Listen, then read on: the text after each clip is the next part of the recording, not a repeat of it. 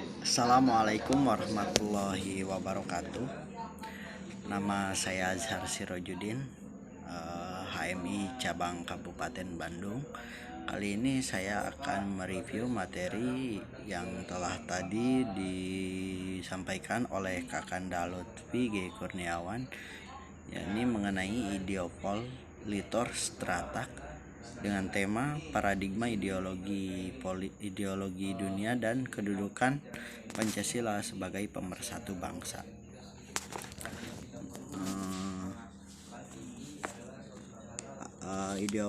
Ideopolitor Stratak merupakan singkatan daripada yang pertama itu ideologi.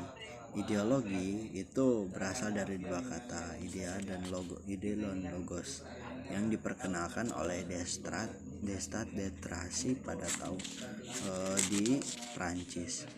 Kemudian pengertian ideologi itu sendiri itu menurut Notonegoro itu bisa diartikan secara arti sempit dan diartikan secara arti luas.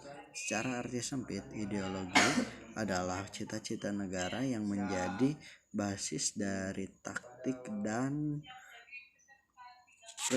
teori dan taktik baik itu politik ataupun ekonomi. Sedangkan secara umum adalah pengetahuan tentang cita-cita negara. Nah, kemudian yang kedua, politik itu adalah cara mengelola kemaslahatan untuk menuju yang lebih baik, atau menurut Al-Qardawi itu tadbirul masolihil ibad ala waqfi syar'i, mengelola kemaslahatan umat berdasarkan syariat. Nah, kemudian setelah politik ada organisasi berasal dari kata organumnya. Ini itu diksi biologis, yaitu kalau James Bem itu adalah perserikatan dua orang atau lebih yang memiliki tujuan yang sama. Kemudian apa itu strategi? Yang pertama, strategi itu metode atau konsep. Kalau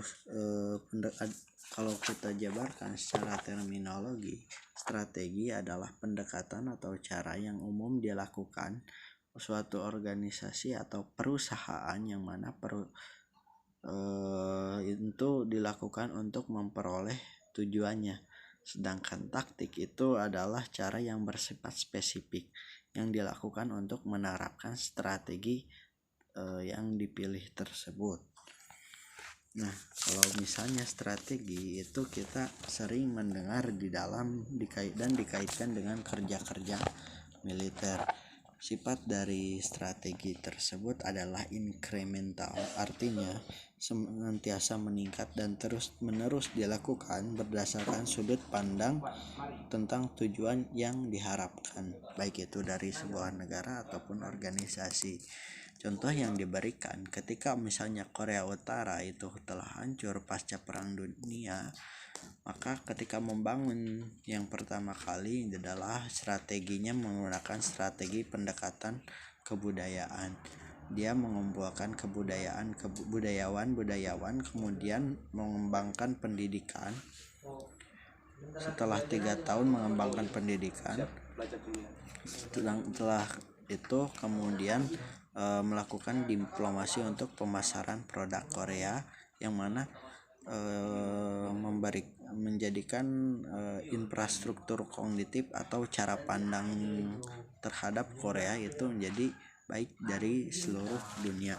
Nah, kemudian membicarakan tentang posisi ideologi dunia, ada beberapa ideologi dunia yang besar seperti halnya komunisme atau liberalisme atau kapitalisme dan lain sebagainya. Kemudian di mana posisi Pancasila? Pancasila pada dasarnya memuat nilai-nilai yang sosialistik. Nah, Kemudian ketika turun menjadi politik, untuk membuat regulasi dengan politik negara itu nilainya sosialistik. Kemudian ketika turun menjadi kebijakan publik ini nilainya menjadi liberal, maka mekanisme yang dilakukan adalah mekanisme pasar seperti itu.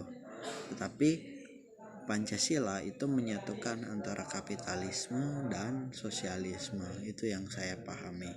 Terima kasih, mudah-mudahan bisa berjumpa kembali. Assalamualaikum.